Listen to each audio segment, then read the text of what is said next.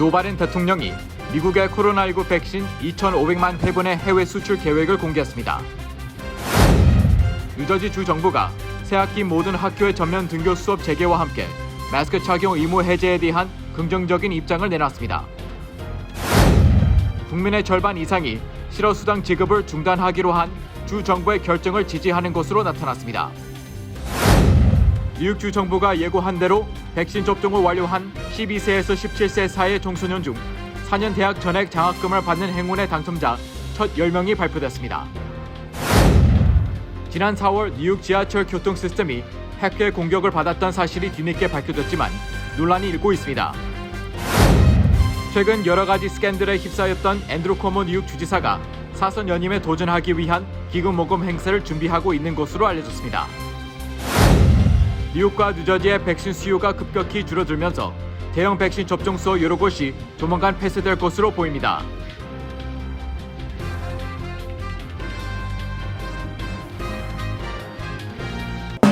노아은행 맨해튼 지점이 한인타운 중심부인 31가와 32가 사이 피프스 아비뉴 1층으로 확장 이전했습니다. 동포 사회에 꼭 맞는 다양한 상품과 고객 만족 서비스로 여러분께 다가가겠습니다. 한인 비즈니스의 내일을 생각하는 은행 노아은행, 멤버 FDIC and Equal Housing Lender.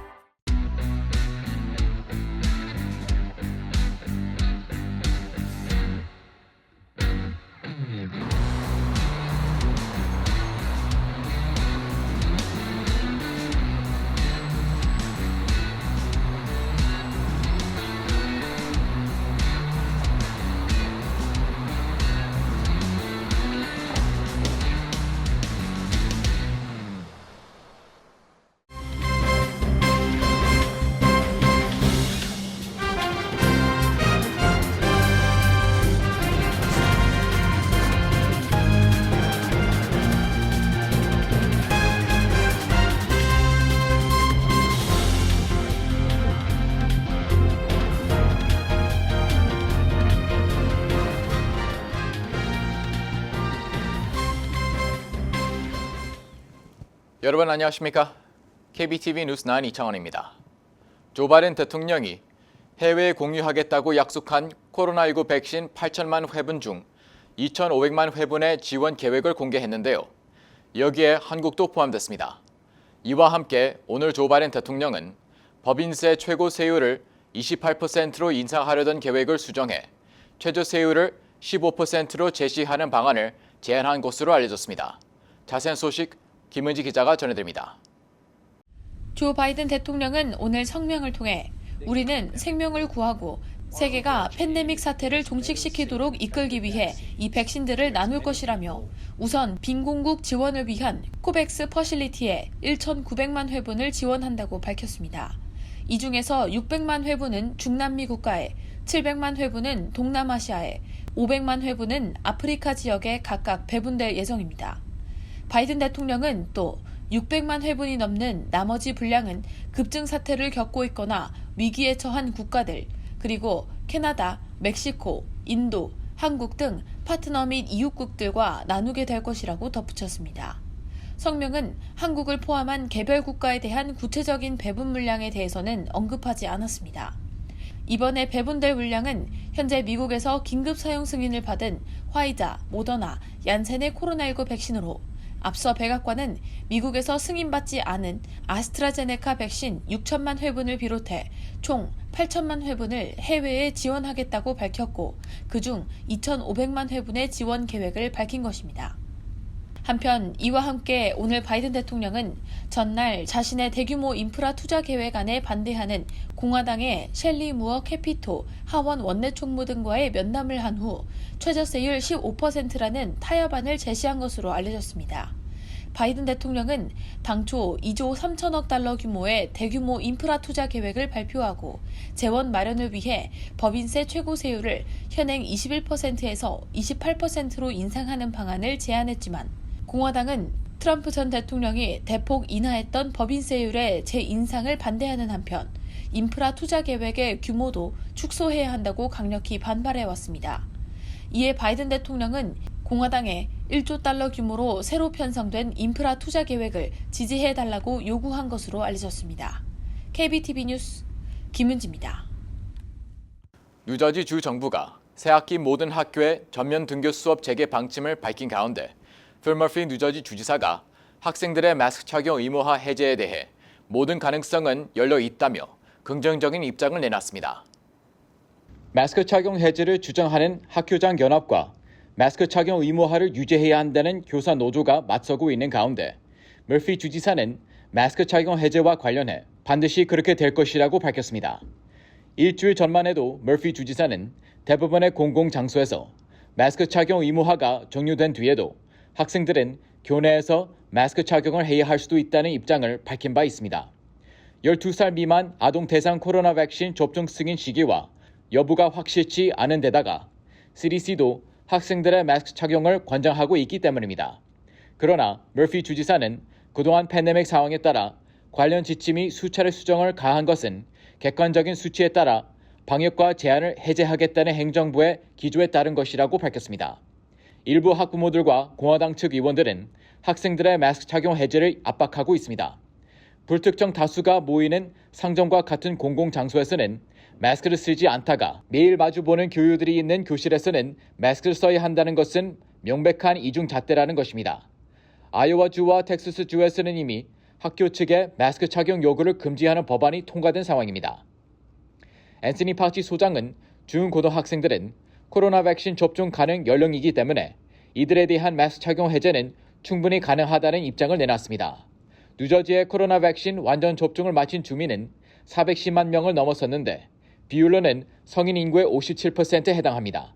1차 접종만 받은 인구는 490만 명이 넘습니다. 국민의 절반 이상이 실업수당 지급을 중단하기로 한 주 정부의 결정을 지지하는 것으로 나타났습니다. 공화당 우세 지역 24개 주는 최근 연방정부 실업수당 지급 프로그램의 조기 종료를 발표했습니다. 여론조사 결과 국민의 54%가 매주 $300의 추가 지원금을 지급하는 실업수당 프로그램을 공식적으로 만료 날짜보다 일찍 폐지하려는 일부 주들의 결정에 동의하는 것으로 나타났습니다. 실업수당 지급 프로그램 폐지에 반대하는 의견은 38%였습니다. 공화당 우세 지역 24개 주는 최근 연방정부 실업수당 지급 프로그램의 조기 종료를 발표했으며 자영업자와 장기 실업자는 대부분의 주에서 실업수당 혜택이 끊기게 됩니다. 실업지원금 지급 중단 지지자 중 특히 공화당 지지자, 남성, 고소득자, 백인들이 다른 집단보다 더 많은 것으로 나타났습니다. 공화당 지지자의 89%가 실업수당 지원 중단에 대해 주정부들이 옳은 일을 하고 있다고 생각하는 반면 민주당 지지자의 32%와 무소속 54%가 그렇다고 답한 것으로 드러났습니다. 공화당 주지사들이 이끄는 주들은 빠르면 12일부터 시작되는 실업수당 지원 중단의 원인으로 노동력 부족을 꼽고 있습니다. 기존의 미국 구조계획을 통한 실업수당 지원의 만료일은 9월 6일입니다. 해당 주정부들은 지나치게 많은 실업수당 혜택이 오히려 사람들의 취업 의욕을 없애 고용 증대를 막는다고 주장하고 있습니다. 뉴욕주에서 백신 접종을 완료한 12세에서 17세 사이의 청소년 중 10명이 뉴욕 주립대 또는 시립대 등의 4년 전액 장학금을 받는 행운을 얻었습니다. 이는 뉴욕주가 청소년들의 백신 접종률을 높이기 위해 6월 1일부터 7월 7일까지 5주간 백신 접종을 마친 청소년 중 50여 명을 출점해 특별 인센티브를 제공하는 프로그램을 실시한 데 따른 것입니다. 뉴욕주는 3일 첫 추첨을 통해 뉴욕시 퀸즈에 사는 바우탄 지안군 등 10명을 선발해 장학금 증서를 전했다고 발표했습니다. 이들은 뉴욕 주립대나 시립대에 입학하면 4년 전액 학비와 기숙사비, 식비 등의 면제 혜택을 받을 수 있습니다. 7월 7일까지 매주 10명씩 총 50명의 당첨자를 선발해 이 같은 인센티브를 제공할 계획입니다. 앤드루 코모 주지사에 따르면 지난 수요일 현재 12세에서 17세 청소년 중 백신 접종을 마친 청소년은 9%에 그치고 있습니다. 이는 18세에서 25세 38%와 비교했을 때 매우 낮은 비율입니다.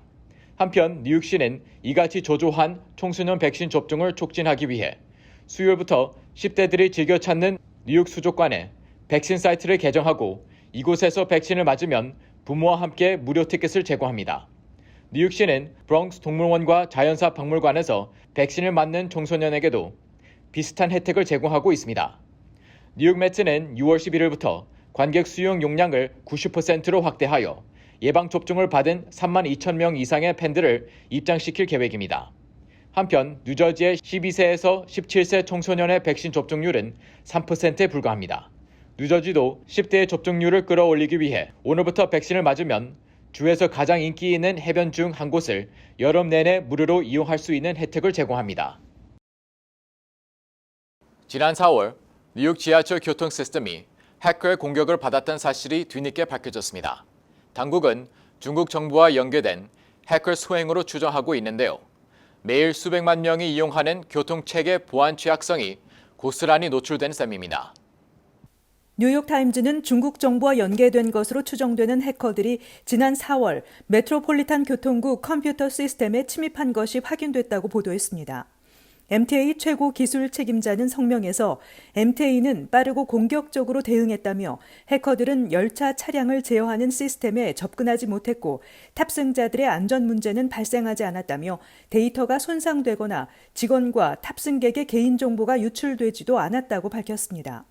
그러나 해커들이 미국의 대중교통 운영 체제에 들어가거나 백도어를 통해 기관의 컴퓨터 시스템에 침투할 가능성이 제기되면서 우려를 낳고 있습니다. MTA는 중국 정부와 연계된 해커의 소행으로 추정하며 이번 해킹은 최근 몇 년간 외국 정부와 연계된 해커의 미 대중교통 시스템에 대한 세 번째 공격이자 가장 중대한 공격이었다고 전했습니다. 미국은 최근 몇 달 동안 잇따라 사이버 공격에 노출됐습니다. 재무부와 상무부 산하 기관 등 연방기관과 안보 관련 업체, 금융기관 수십 개가 해킹됐고 지난달에는 최대 송유관 운영사인 콜로니얼 파이프라인이 해커 집단 다크사이드의 랜섬웨어 공격을 받아 원유 공급에 차질을 빚기도 했습니다. 또 세계 최대 정육업체 중 하나인 JBS사가 최근 랜섬웨어 공격을 받아 미국 내 일부 사업장 가동이 중단됐습니다. 바이든 대통령은 배후로 러시아 연계단체를 지목하고 오는 16일 스위스 제네바에서 열리는 블라디미르 푸틴 러시아 대통령과의 미러 정상회담에서 이 문제를 제기하겠다고 밝혔습니다. 앤드루 코모 뉴욕 주지사가 사선 연임에 도전하고 있습니다. 3일 뉴욕타임스는 앤드루 코모 주지사가 코로나19 관련 요양원 사망자 축소, 은폐 의혹, 여성 보좌관 성추행 스캔들 등으로 사행 압력을 받고 있지만 사선 연임을 노리고 있다며 재선 출마를 위해 기금 모금 행사를 준비하고 있다고 보도했습니다. 오는 6월 29일 뉴욕의 미 공개 장소에서 열리는 이 기금 모금 행사의 기부금은 1인당 최하 $10,000 또는 2인당 $15,000 이상입니다. 코모 주지사 측은 최근 지지자들에게 여름 리셉션이라는 제목으로 이 같은 내용의 이메일을 보낸 것으로 알려지고 있습니다. 뉴욕타임스는 코모 주지사가 재선을 노리는 것은 거듭되는 스캔들 악재에도 불구하고 최근 몇 달간 지지율이 안정된 수치를 유지하고 있는 데다 적극적인 코로나19 대처로 대중의 지지를 받고 있다고 판단하고 있기 때문이라고 분석했습니다. 뉴욕타임스는 그러나 일부 정치인들은 코모 주지사가 여성 보좌관 성추행 사건 등 각종 비리 의혹 관련 검찰의 수사를 받고 있는 상황에서 직접 고액의 기금 모금 행사를 벌이는 것을 비판하고 있다면서 코모 주지사가 선거 자금 중 일부를 자신의 변호사 비용으로 유용할 가능성이 있는 것으로 보고 있다고 전했습니다. 코모 주지사는 이와 관련 지난 수요일 기자회견을 통해 현재 주 정부에서 비용을 지불하는 외부 변호사에 의존해 검찰 수사에 맞서고 있다며 선거 자금을 사설 변호사 비용으로 사용할 계획은 없다고 선을 그었습니다. 3선의 민주당 의원인 코모 주지사는 현재 $1,680만 달러의 선거 자금을 보유하고 있어 자금력도 풍부한 것으로 알려지고 있습니다. 뉴욕타임스는 6월 29일 기금 모금 행사는 각종 스캔들 관련 의혹으로 정치적 위기에 처한 코모 주지사의 재계 능력에 대한 첫 번째 테스트가 될 것이라고 평가했습니다. 뉴욕과 뉴저지의 대형 백신 접종소 여러 곳이 조만간 문을 닫기로 했습니다. 올여름 코로나19 사태에서 벗어나 완전히 정상화될 것이라는 전망입니다. 오늘 ABC 방송은 지난해 코로나19 사태가 발생한 직후 의료진이 투입돼 임시 병원으로 사용됐던 맨해튼 제비스 컨벤션 센터의 백신 접종소 운영이 조만간 중단된다고 보도했습니다. 실내 넓이가 31만 제곱미터에 달하고 2,000여 개의 임시 병상의 환자들을 수용했던 제비스 컨벤션 센터는 코로나19 백신이 나온 이후 24시간 백신 접종소로 기능을 변경했었습니다. 제비스 컨벤션 센터는 백신 접종소 운영을 중단하고 8월 말에 열릴 뉴욕 국제 오토쇼를 준비한다고 밝혔습니다. 앤드류 쿠오모 뉴욕 주지사는 열흘간 진행될 예정인 오토쇼에 코로나19 사태 이전과 같은 수준인 100만 명가량의 인파가 몰려들 것으로 예상했습니다. 뉴저지주도 조만간 주 전역에 위치한 6개 대형 백신 접종소에 문을 닫기로 했습니다. 뉴저지 주정부는 최근 백신 접종 수요가 감소한 것이 대형 접종소 폐쇄의 이유라고 설명했습니다. 백신 출시 초반에는 대형 접종소가 필요했지만 이제는 소규모 접종소만으로도 백신 접종 수요를 맞출 수 있다는 것입니다. 뉴저지에는 대형 접종소를 제외하고도 1,800개의 접종소가 운영되고 있습니다. KBTV 뉴스 김은지입니다. 뉴 밀레니엄 뱅크에서 SBA 론 빅 프로모션을 실시합니다. 첫째, 클로징 기준 융자 금액 3%의 SBA 보증 수수료를 면제해드립니다. 둘째, 향후 3개월 동안 원금과 이자를 대신 내드립니다. 셋째, 최소 10% 다운으로 건물 구입과 융자 신청이 가능합니다. 위 내용은 SBA 승인을 대상으로 하며 모든 대출자가 자격이 되는 것은 아닙니다. 본 혜택은 2021년 9월 30일까지이며 SBA에 의해 조기 종료될 수 있습니다. 기타 약관과 조건이 적용되며 프로그램과 약관과 조건은 예고 없이 변경될 수 있습니다. FDIC 멤버 앤 이퀄 하우징 렌더. 지난달 커뮤니티 보드 7 집행위원회는 최 위원의 부적절한 행적으로 커뮤니티 보드 7 위원직 퇴출 관련 전체 표결을 진행하기로 결정하고 지난달 26일 최 위원에게 통보했습니다. 이에 따르면 척 아펠리안 부위원장 등 집행위원회는 최 의원이 최소 한 건의 후원 요청 이메일을 커뮤니티 보드 7 위원들에게 발송했으며 이는 시 헌장에 위반되는 것이라고 뉴욕시 이해충돌위원회에 고발했습니다. 20선거구 시의원 민주당 예비선거 후보이자 플러싱 상공회의소 사무총장을 지내고 있는 최 의원은 커뮤니티 보드 7 지도부가 마녀 사냥을 하고 있다며 아펠리안 부위원장 등이 제기한 의혹을 전면 부인했습니다. 오는 14일로 예정된 전체 표결에서 3분의 2가 찬성하면 커뮤니티 보드 7 유진 켈티 위원장이 최 위원의 퇴출 과정을 주관할 특별위원회를 조직하게 됩니다. 특별위원회는 최 의원과 아펠리안 부위원장 등의 증언을 듣고 권고안을 내며 이후 커뮤니티 보드 7 전체 표결에서 다수결로 최 의원의 향후 거취를 결정하게 됩니다. 코로나19 사태로 인해 지난해 3월 이후 개점 휴업 상태로 있던 뉴욕과 뉴저지 한인 여행업계가 오랜만에 크게 기지개를 폈습니다. 메모리얼데이 연휴를 맞아 지난달 29일 미 동부 최대 한인 여행사인 동부관광은 아카디아 국립공원 2박 3일 투어, 뉴포트 당일 투어, 롱우드 가든 당일 투어에 총 3대의 버스를 배정해 성황리에 마쳤습니다. 동부관광은 이번 단체 관광을 위해 백신 접종 카드 소지자에 한해 접수를 받았습니다. 또 출발을 위해 탑승 전에 체온 측정을 했고 비닐장갑과 손세정제를 준비하는 등 치밀한 방역 대책을 세웠습니다. 또 54인승 버스 정원도 40명이 넘지 않도록 조치했습니다. 한편 동부관광은 지난 1일부터 뉴욕 시내 관광, 워싱턴 투어, 나이아가라 투어 등 정기 프로그램 예약을 받기 시작했는데 독립기념일과 노동절 특선, 알래스카, 아이슬란드, 가을 유럽 등 다양한 프로그램 준비와 함께 특히 연말에 오픈 예정인 업스테이트 뉴욕에 위치한 샤론 스프링 스파도 빠른 시일 내 선보이도록 노력 중입니다. 코로나19 백신 접종률이 높아지면서 마스크 착용 의무를 요구하지 않는 대학들이 늘고 있습니다. 어제 기준 전국에서 최소 43개 대학이 마스크 착용 의무화 규정 완화에 나섰습니다. 대표적으로 뉴저지 공대는 5월 31일자로 코로나19 백신 접종자는 캠퍼스 모든 장소에서 마스크를 쓰지 않아도 된다고 발표했습니다. 뉴욕의 시에나 칼리지와 사라 로렌스 칼리지도 각각 5월 27일과 6월 1일부터 코로나19 백신 접종자 대상 마스크 착용 의무를 해제했습니다. 코로나19 백신을 맞지 않았어도 마스크 착용을 요구하지 않는 대학들도 나오고 있습니다. 어제 기준 플로리다 주립대, 휴스턴대 등 전국 24개 대학은 코로나19 백신 접종 여부와 관계없이 교내 모든 곳에서 마스크 착용을 의무화하지 않고 있습니다.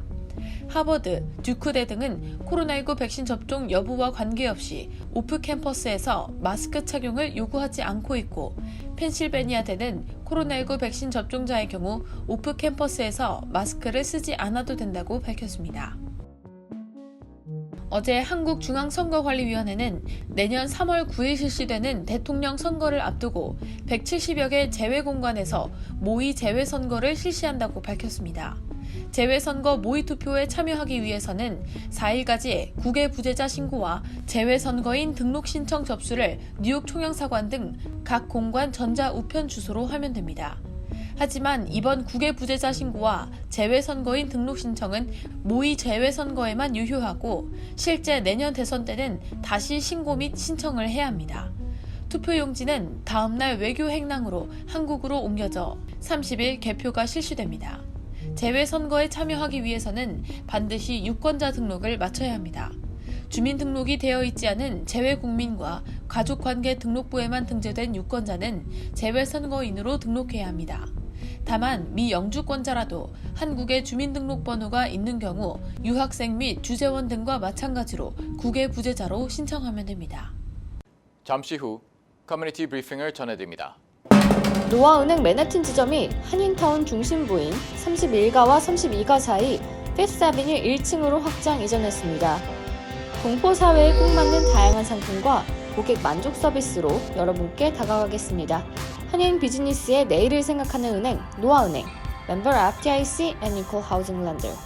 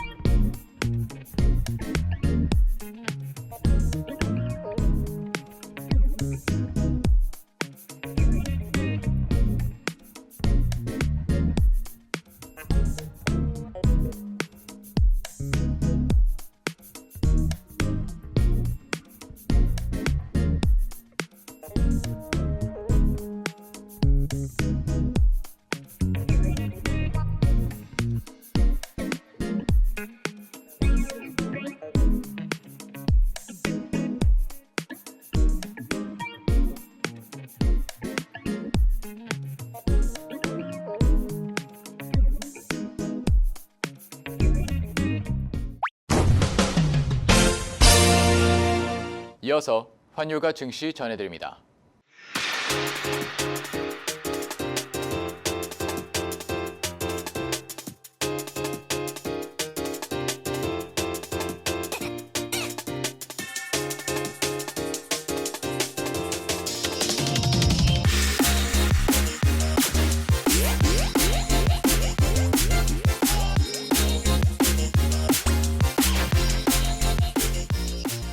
잠시 후 뉴욕과 뉴저지 날씨 전해드립니다.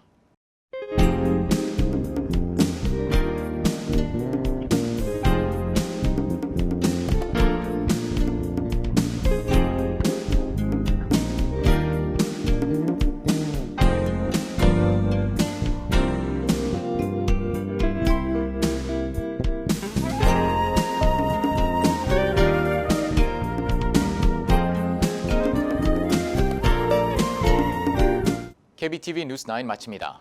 오늘도 시청해 주셔서 감사합니다. 편안한 밤 보내시기 바랍니다.